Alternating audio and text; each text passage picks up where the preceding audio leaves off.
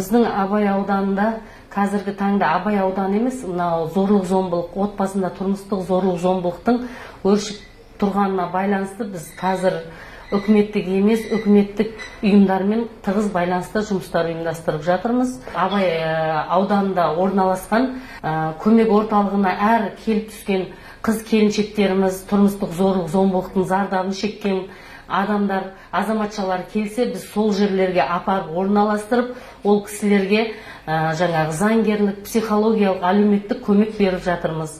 Жәбірленушінің отбасымен, күйеуімен ары қарай жұмыстарды ұйымдастырып, профилактикалық жұмыстар жүргізілуде.